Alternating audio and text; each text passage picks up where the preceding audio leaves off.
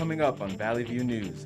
The U.S. prepares for a new COVID-19 variant. Plus, Native Americans march from Los Angeles to San Diego protesting Indigenous child detentions. And Sugar Taco partners with the Martha Project to give vegan meals to the homeless. Hello and welcome to Valley View News. I'm Mary Pronian. And I'm Elizabeth Medina in the Digital Media Center. New York will declare a state of emergency to prepare for a possible rise in COVID-19 cases. The precautionary measure will take effect December 3rd. Governor Kathy Hochul said Delta spikes and the Omicron variant prompted the move. Hochul says she's concerned COVID-19 cases could flood New York's health facilities. The proclamation will permit the state to increase hospital capacity, combat staffing shortages, and secure supplies. It would also limit non-essential surgical procedures. CSUN students weighed in on the declaration and considered if California should enforce a similar measure. So I think it would be better if to take extreme precaution, just call it now so that way we don't have another 2 years on our hands and we can actually, now that we know more about COVID-19 anyways, we can try and either stop it or create another shot or booster, whatever needs to be done. But I think taking precautions now would be best for everybody. I'm not entirely sure how far up the spike has gotten since then. I haven't been paying attention to it. I've just been hanging out. New York is currently registering more than 300 COVID-19 cases a day. The state of emergency is scheduled through January 15th, 2022. The new Omicron coronavirus variant is likely already in the U.S., according to Dr. Anthony Fauci. Omicron, also known as B11529, was first detected in Botswana and reported in South Africa last month. As scientists race to uncover more about the new strain, some preliminary findings are raising concerns. What's interesting about this variant is that it has mutations that are common to all four of the other variants of concern. So it has features in terms of diagnostic tests together with the alpha variant. It has mutations in common with the beta and gamma variants. And importantly, it has a mutation in the area of the virus near what we call the furin cleavage site that enables it to transmit faster, which is the same kind of mutation in the Delta variant. Although cases of Omicron have not been reported in the U.S., Fauci says he wouldn't be surprised if the variant is present in the country because of its high level of contagion. While experts also warn the strain may evade vaccine protection, further investigations will be required to determine how Omicron affects the body's immune response. Until then, Fauci says it's essential for people to get boosters and continue wearing masks. The three defendants in the Ahmaud Arbery murder case were found guilty of murder. The men all faced the same 9 counts. Travis McMichael, who fatally shot Arbery, is guilty on all charges, including malice murder and felony murder. His father, Gregory McMichael, and neighbor William Bryan were acquitted of the top charge. All 3 men now face life in prison. The nearly all-white jury deliberated for about 11 hours before reaching a decision. Arbery's mother shared that although it's the second Thanksgiving her family has shared without her son, she's happy that they're finally receiving justice. But this is the first Thanksgiving that we can look at that empty chair and say we finally got justice for you, Ahmaud. Arbery was jogging in a Georgia neighborhood when the men chased him down and fatally shot him last year. The men claimed they acted in self-defense. The U.S. is banning entry to foreigners from 8 southern African countries to halt the spread of the Omicron variant. Travelers from countries such as Botswana, Eswatini, South Africa, and Zimbabwe are restricted from admission, among a few others. We don't know a lot about the variant except that it is a great concern. It seems to spread rapidly, and I spent about a half hour this morning with my COVID team led by Dr. Fauci, and so that was the decision we made. The World Health Organization designated Omicron as a variant of concern last week. Unlike other nations who implemented immediate travel restrictions, the U.S. mandate went into effect on Monday. According to officials, several steps were required before the ban was executed. This included a formal proclamation, guidelines for TSA, and coordination with airlines. As more countries adopt restrictions worldwide, WHO's Africa director cautions against them. She says closing off borders can threaten global global solidarity and burden vulnerable nations. On Thanksgiving, a group of Indigenous women organized a 4-day march for freedom to protest children in detention centers. Our reporter Celine Stevens was there. For Indigenous communities, Thanksgiving was a national day of mourning. This past Thanksgiving, Yvette Sochia and a few Indigenous women organized what they called the first annual March for Freedom for Indigenous children in detention. We will be making stops throughout the night to rest. We have elders and we have children. That's why we have a caravan. But the idea, the intention is to occupy the spaces marching. This is a prayer walk. President Biden stated he would end the use of private prisons for all forms of detention. However, the executive order he signed excluded immigrant detention centers. Sochia says they must fight for those who've been separated from their families and detained. While we honor the dead, we must fight for the living. So it starts with the youth, and today the most oppressed are inside cages. The 4-day-long march began at the Pueblo Historical Monument and concluded at San Diego's Otay Mesa Detention Center. Co-organizer Selena Ramirez said it's vital to demand the release of the children immediately. We're not going to wait around 10 years, 20 years, 50 years from now to find our children being dug up near these encampments. Co-founder of the Indigenous Alliance movement, Clear Bear, said that for many Indigenous peoples, Thanksgiving is a grim reminder of America's past. Arguably the greatest genocide in human history happened in the Americas, and it is at least talked about.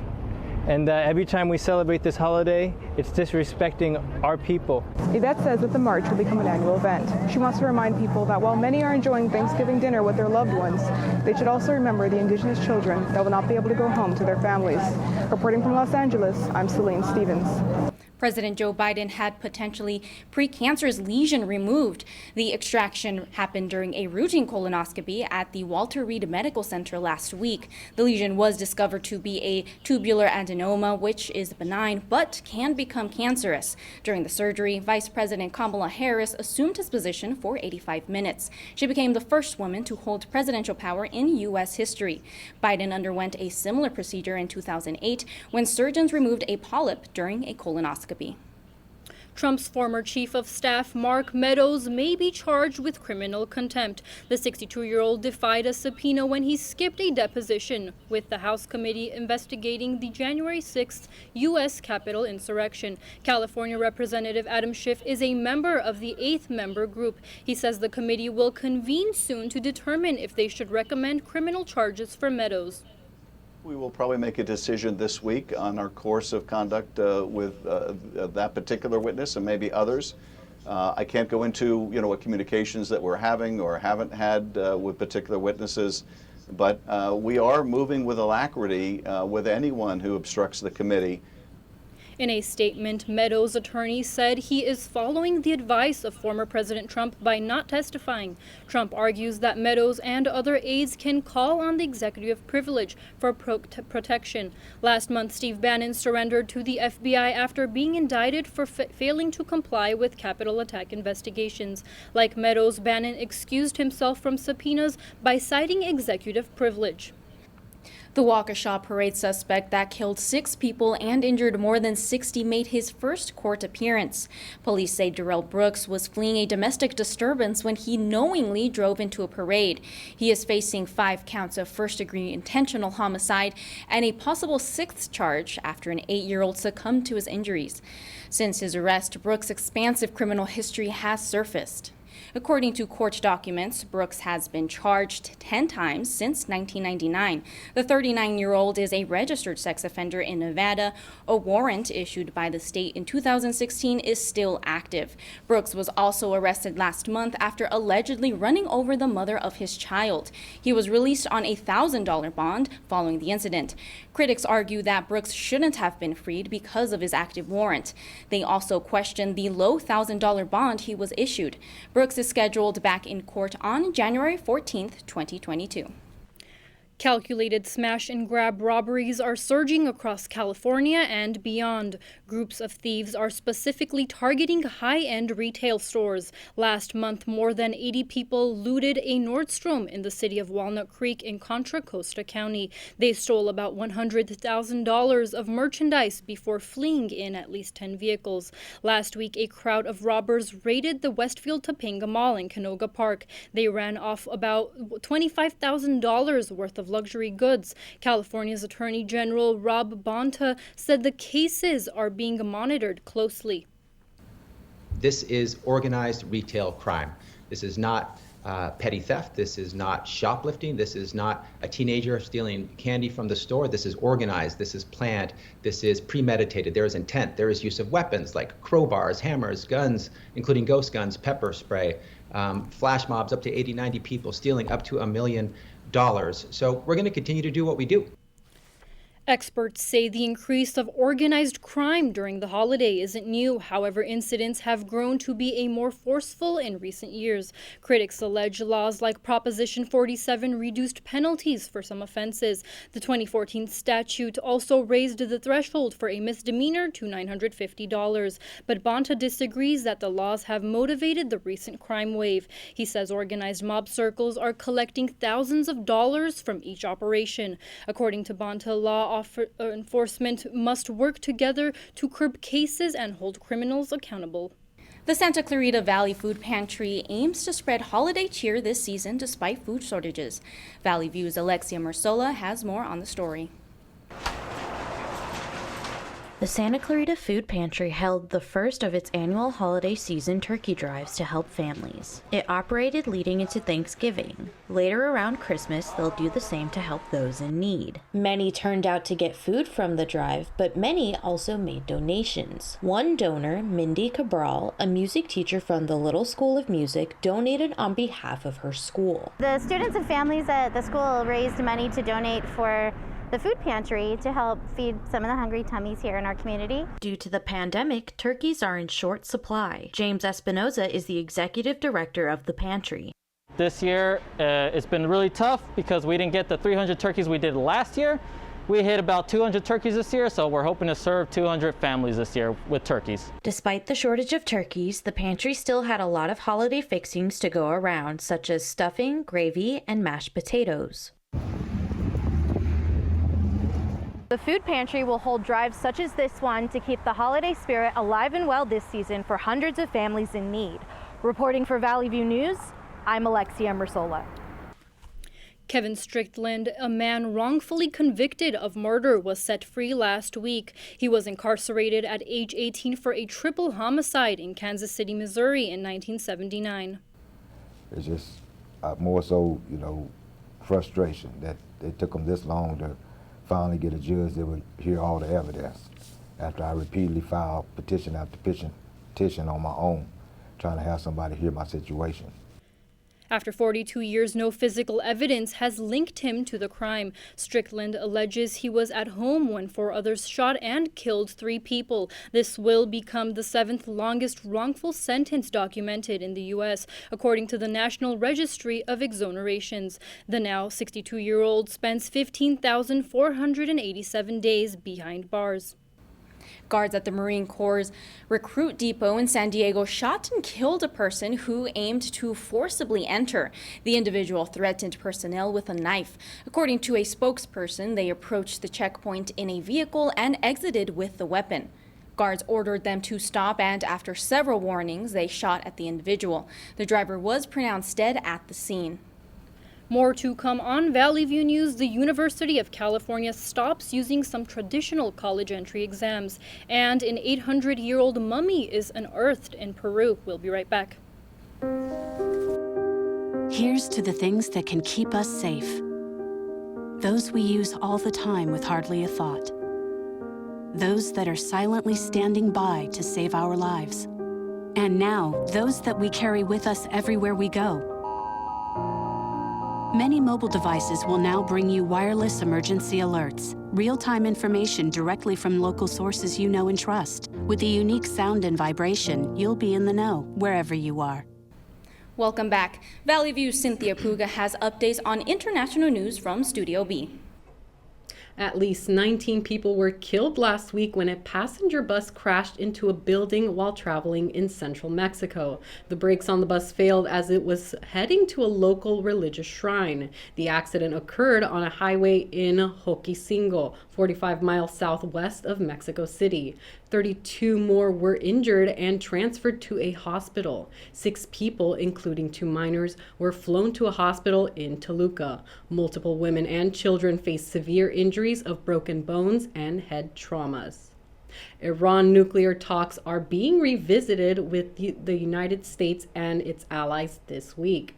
The idea stems from Tehran's new government and how they'll handle negotiations.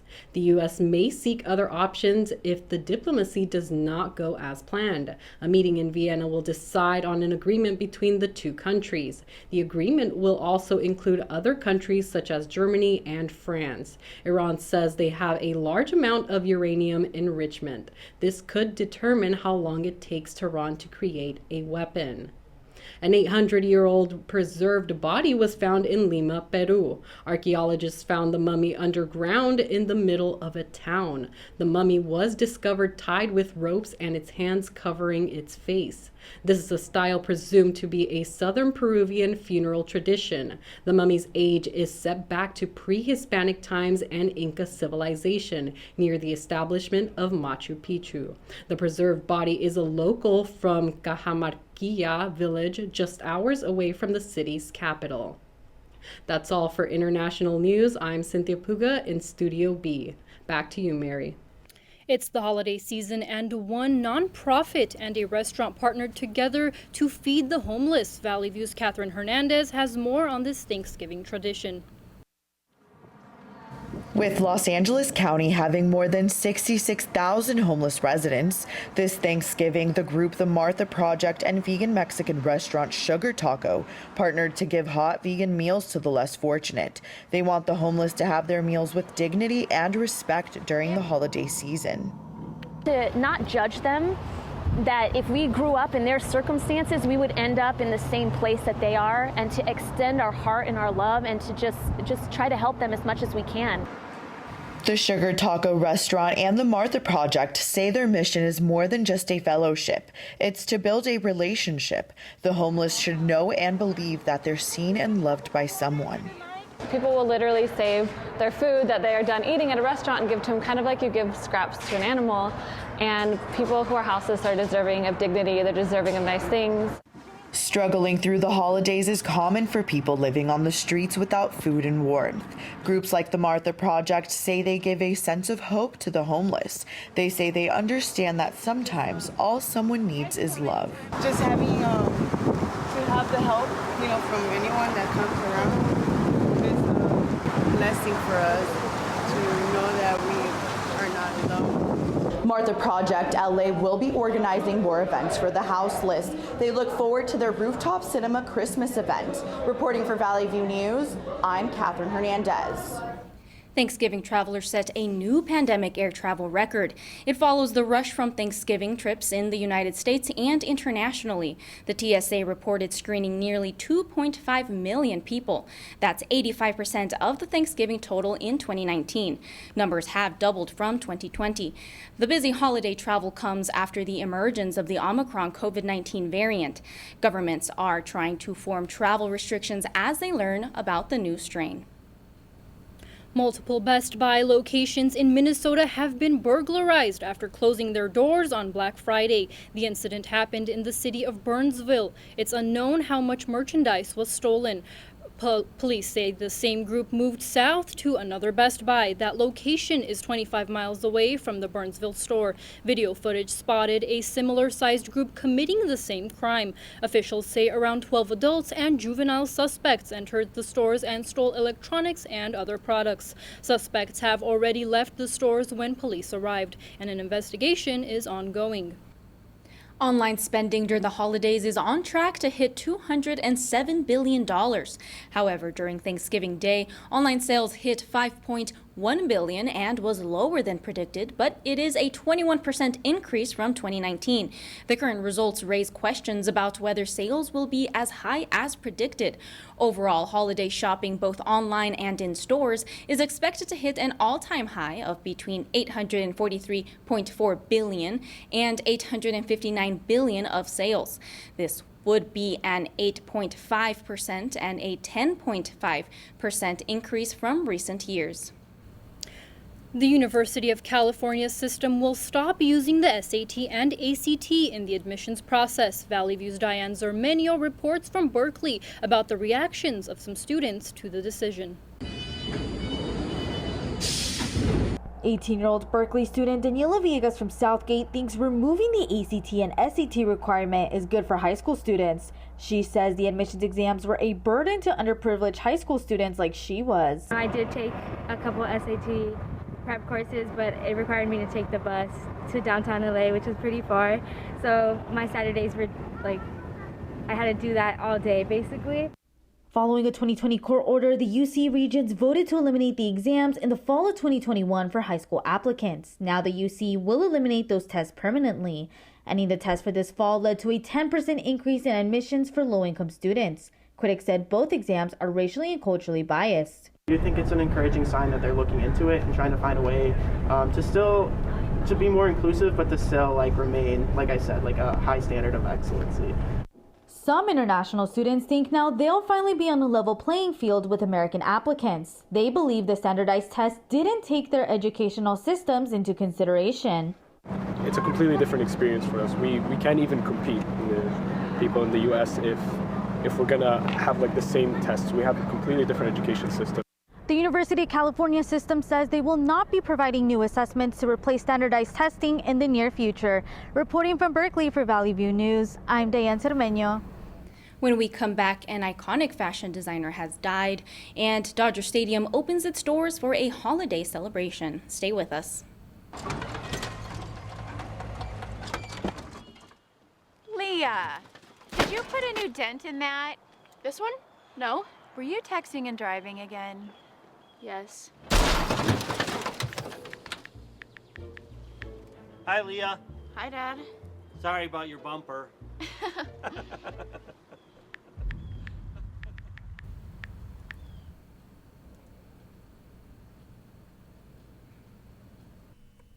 Virgil Abloh, artistic director for Louis Vuitton's menswear, died this week from a rare cancer at age 41. Abloh was diagnosed in 2019 with cardiac angiosarcoma. That's a tumor that forms in the heart. His staff announced the news on Instagram. He had instructed them to keep his illness private.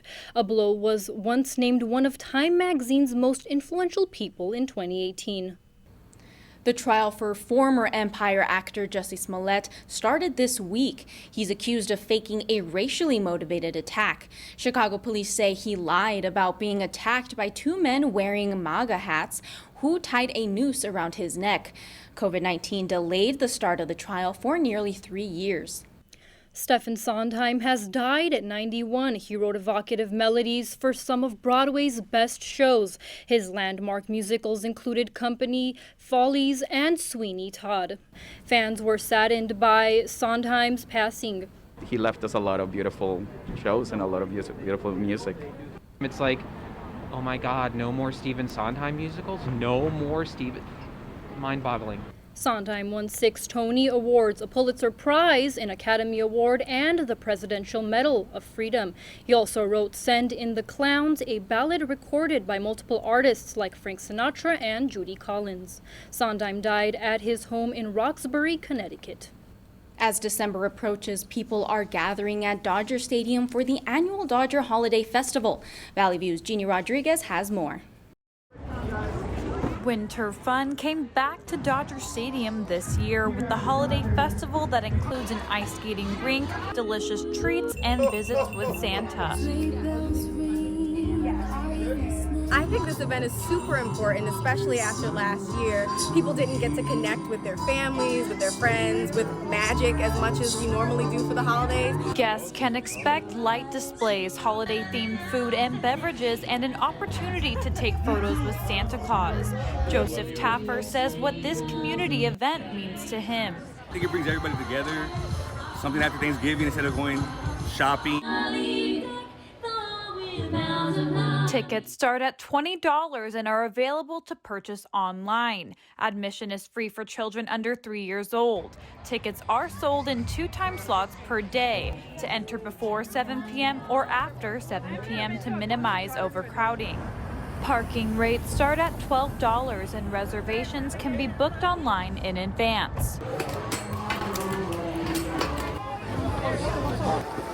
Guests can visit the newly renovated plaza and enjoy nightly entertainment until December 31st. Reporting from Los Angeles, I'm Jeannie Rodriguez, Valley View News.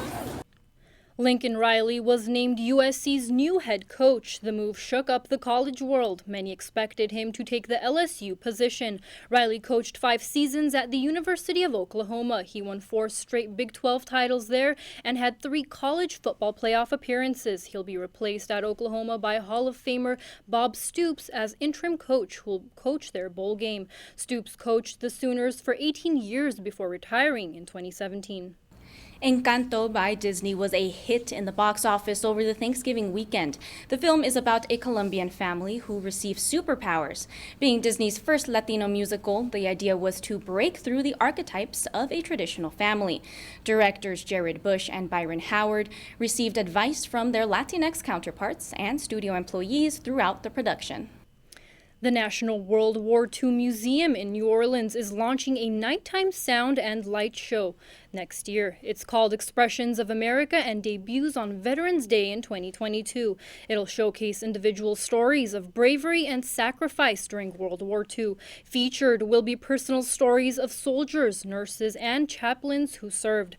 Veteran advocate actor Gary Sinise will also be part of the program. The museum says it'll be a permanent production with multiple showings per week after its premiere. CSUN offers students multiple mental health resources for those who need them.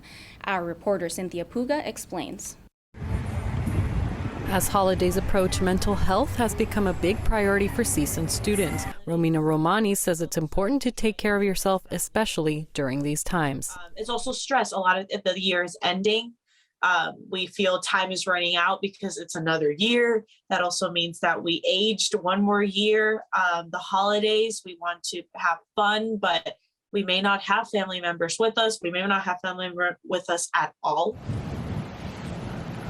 The university offers a variety of resources on their website, including self-care apps, counseling services, and articles on how to cope with depression during these times.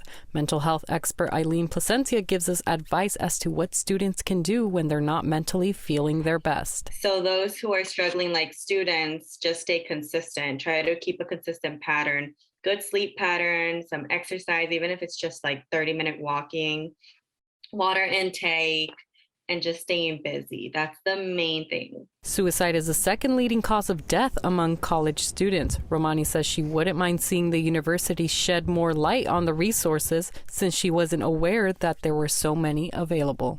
I honestly don't think over promotion on mental health is a bad thing at all. I feel like it's a reminder for someone to maybe take a step back and really check in on themselves. Even though the university offers multiple resources, don't forget to check up on your loved ones during the holiday season. Reporting from Northridge for Valley View News, I'm Cynthia Puga. That's all for us at Valley View News. I'm Mary Pronian. And I'm Elizabeth Medina. For stories any time of day, go to our website, csunvalleyview.edu. Thanks for watching.